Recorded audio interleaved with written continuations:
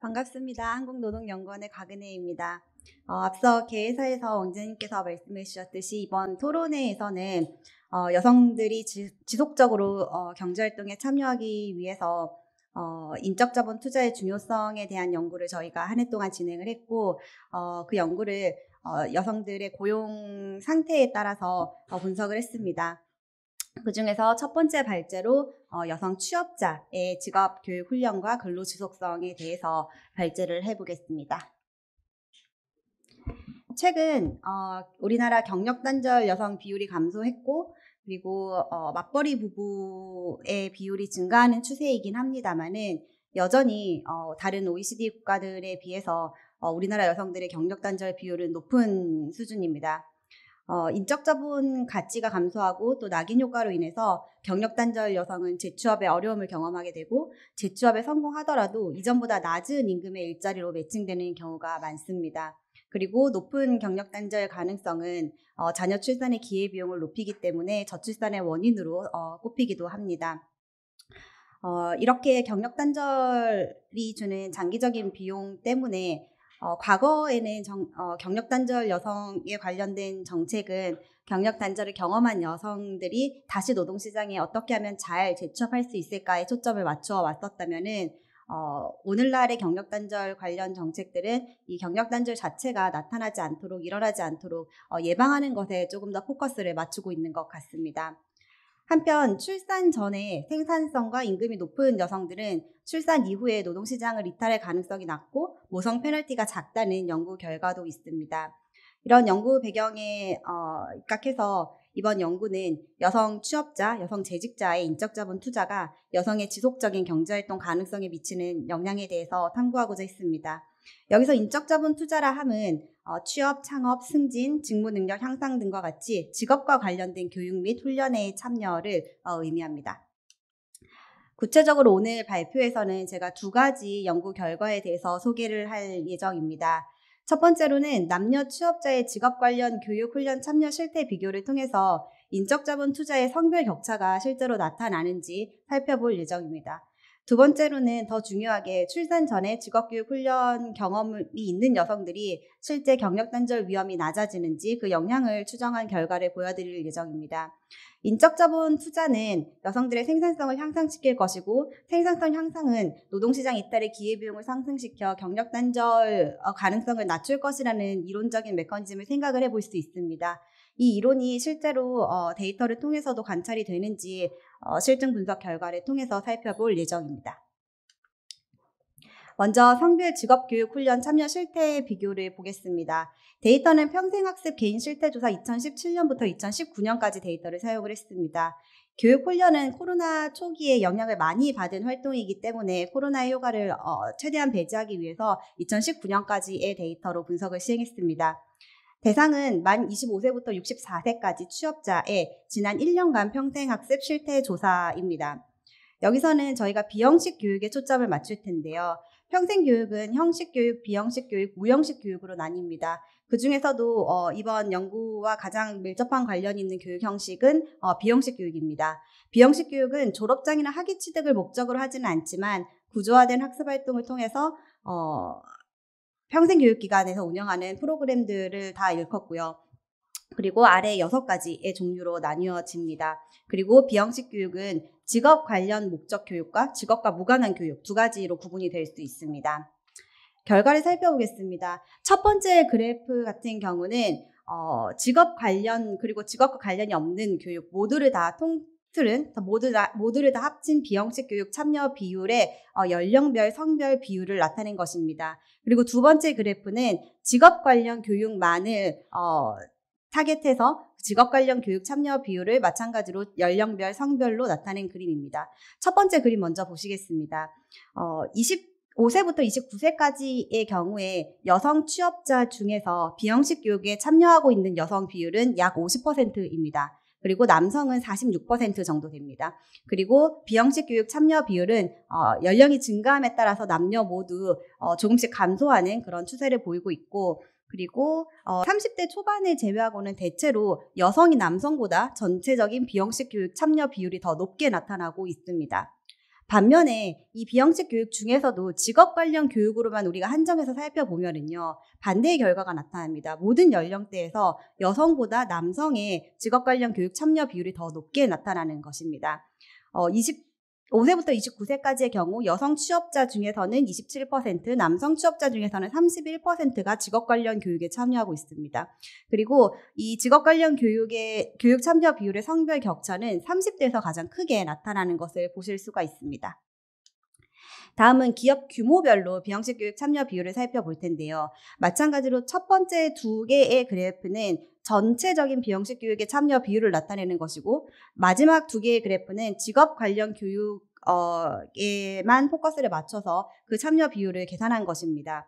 그리고 기업 규모는 10인 이하부터 300인 이상까지 5가지의 그룹으로 나누었습니다. 여기서 아실 수 있는 것은 먼저 모든 기업 규모에서 우선은 여성이 남성보다 비형식 교육 참여 비율이 높다는 사실을 하나 확인하실 수가 있습니다. 두 번째로는 여성과 남성 모두 기업 규모가 증가할수록 비형식 교육 참여 비율도 증가하고 직업 관련 교육 참여 비율도 뚜렷하게 증가하는 모습을 보실 수가 있습니다. 그리고 세 번째로 비형식 교육보다는 확실히 직업 관련 교육의 참여 비율이 낮고요. 그 다음에 비형식 교육에서는 여성들의 참여 비율이 높았지만은 직업 관련 교육에서는 마찬가지로 모든 기업 규모에서 남성들의 참여 비율이 더 높은 것을 확인하실 수가 있습니다.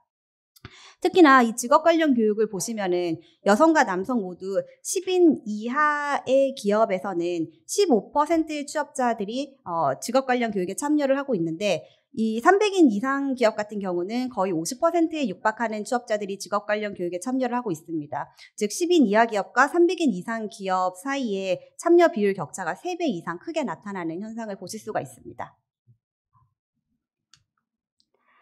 앞서서 보여드린 그림은 이 직업 교육 혹은 비형식 교육의 참여 비율을 단순히 평균을 낸 결과를 보여드렸다면은, 이번에는 유의한 통제 변수들을 하나씩 추가해 가면서 실제로 비형식 교육과 직업 관련 교육의 성별 격차가 얼마나 유의하게 나타나는지 분석한 결과를 보여드리려고 합니다. 첫 번째 행은 종속 변수를 비형식 교육으로 둔 경우입니다. 비형식 교육에 참여했을 경우에 1의 값을 가지고 참여하지 않았을 경우에 0의 값을 가지는 더미 변수가 종속 변수인 것이고요.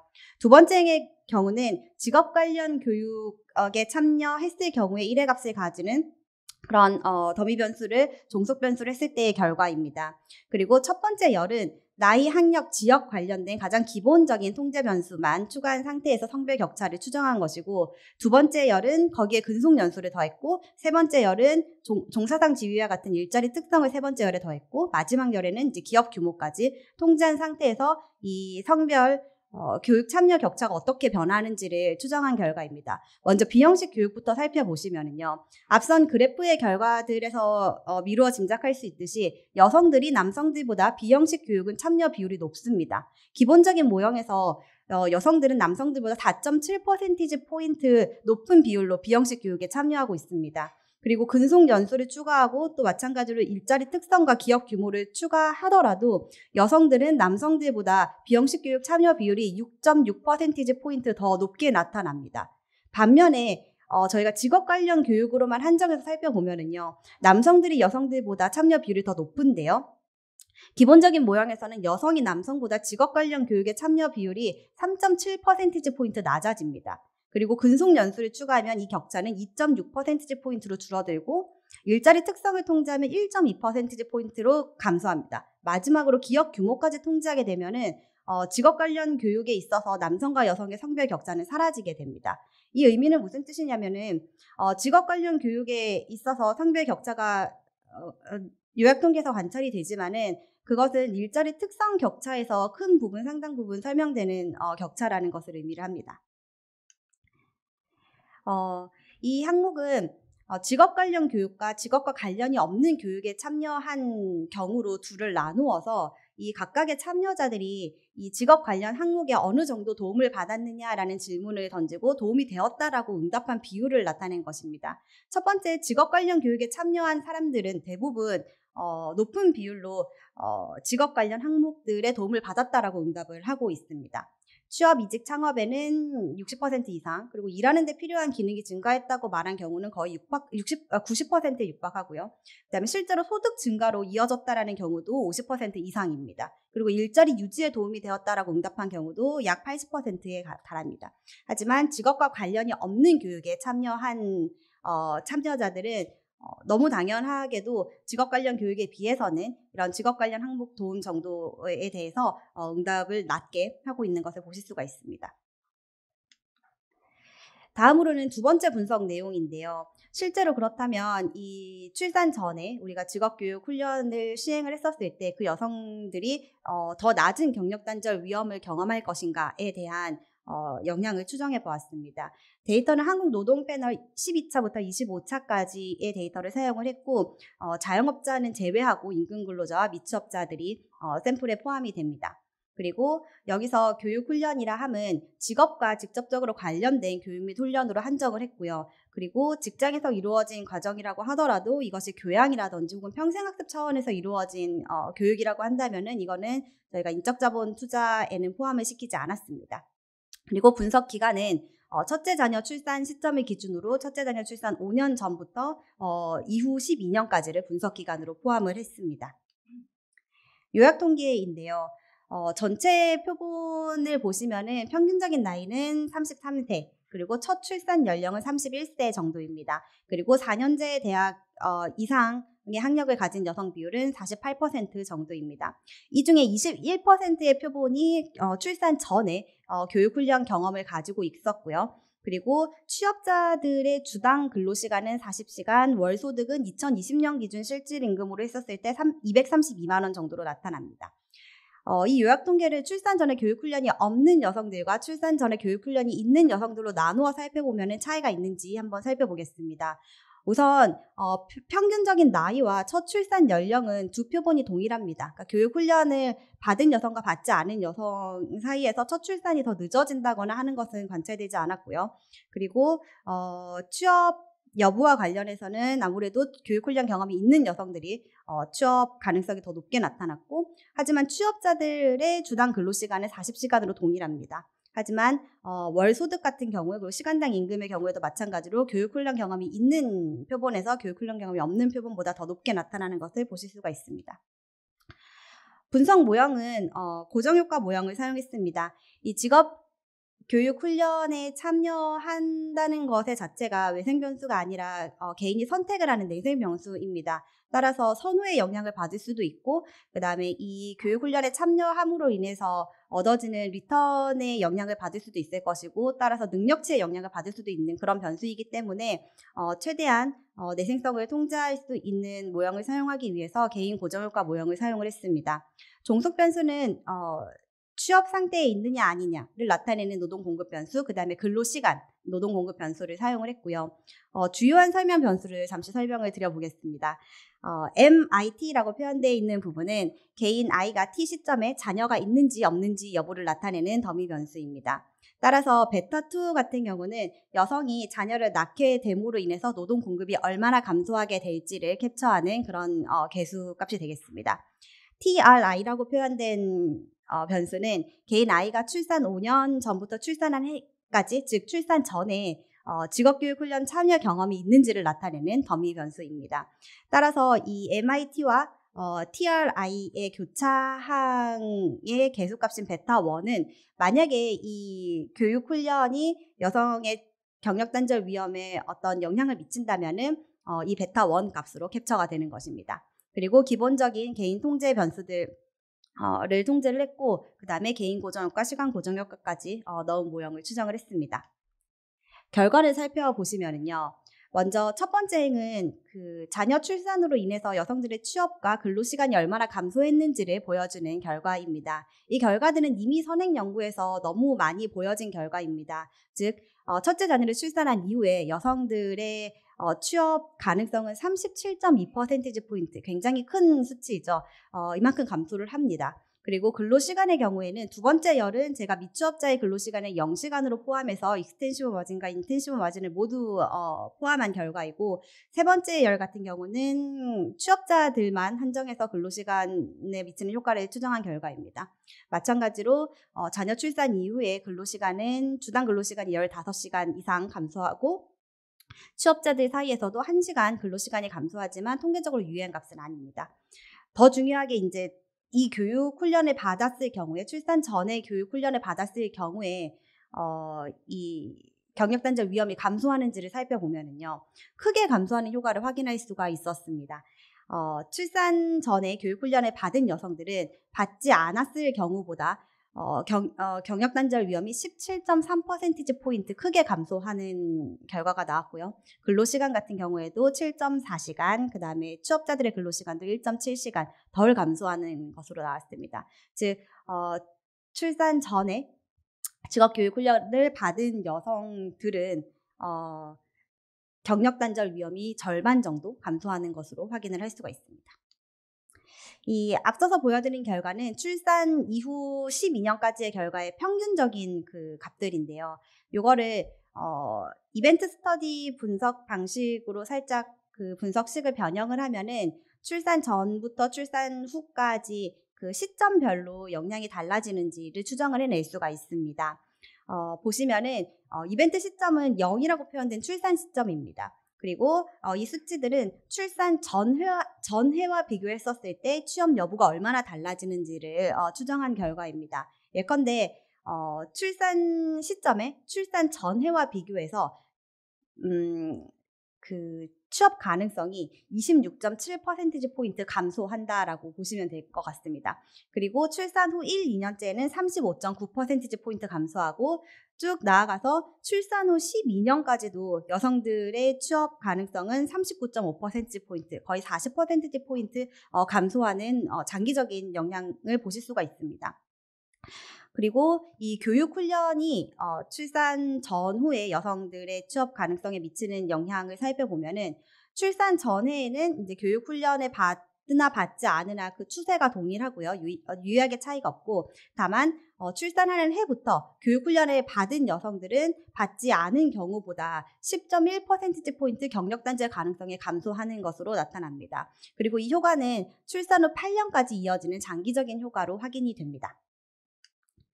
지금까지 보여드린 저의 연구 결과를 요약하면 세 가지의 내용으로 요약이 가능할 것 같습니다. 첫 번째로는 일반적으로 비형식 교육 참여 비율은 여성이 높습니다만 직업 관련 교육의 참여 비율은 모든 연령대에서 남성이 높은 것을 확인했습니다. 두 번째로 직업 관련 교육 참여율은 기업 규모에 따라서 굉장히 큰 차이를 보이고 있었습니다. 마지막으로 출산 전 직업 관련 교육 훈련의 참여는 여성의 경력 단절 위험을 절반 정도 크게 감소시키는 효과가 있음을 확인했습니다. 이 결과에 비추어서 저희가 몇 가지 정책 시사점을 생각해 볼 수 있을 것 같습니다.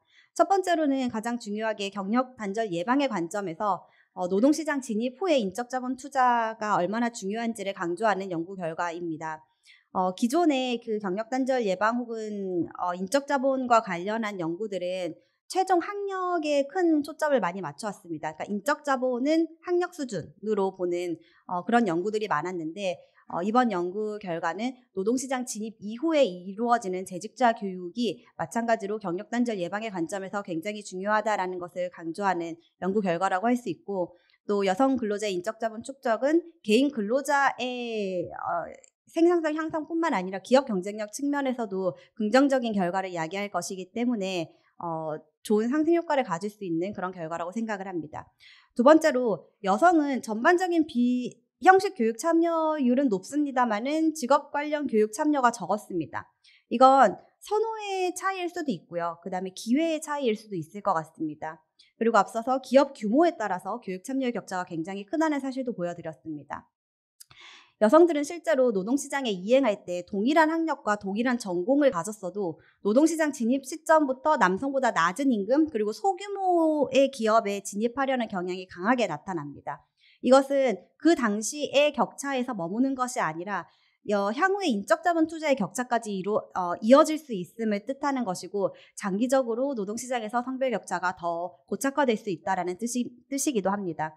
따라서 노동시장에 이행하는 청년 여성들이 본인의 취업 역량에 맞는 일자리를 찾고 그들의 취업 역량을 강화하는 것이 얼마나 중요한 일인지를 또 강조하는 결과라고 할 수 있을 것 같습니다. 마지막으로 기업 규모에 따라서 인적 자본 투자 격차가 굉장히 크게 나타나는 것을 확인할 수 있었는데요. 현재 중소기업 재직 근로자들을 대상으로 해서 직업훈련 참여를 촉진시키고 직무능력 향상을 시키기 위해서 훈련 지원 정책이 시행이 되고 있습니다. 그럼에도 불구하고 기업 규모에 따라서 인적 자본 투자의 격차가 뚜렷하게 관찰이 되고 있다는 사실은 저희가 아직 파악하지 못하는 원인이 있다고 생각이 되고 예컨대 교육훈련의 효과의 차이가 있을 수도 있겠고요. 참여 유인이나 정보, 시간 부족 등의 원인도 생각을 해볼 수 있을 것입니다. 이 기업 규모에 따른 인적 자본 투자 격차는 저희가 고질적으로 가지고 있는 노동시장 문제인 이중구조 문제의 고착화와도 연결이 되어 있다고 생각을 합니다. 따라서 기업 규모에 따른 인적 자본 투자 격차의 원인 진단과 대응 모색의 필요성까지 강조를 하면서 제 발표는 마무리를 하도록 하겠습니다. 감사합니다.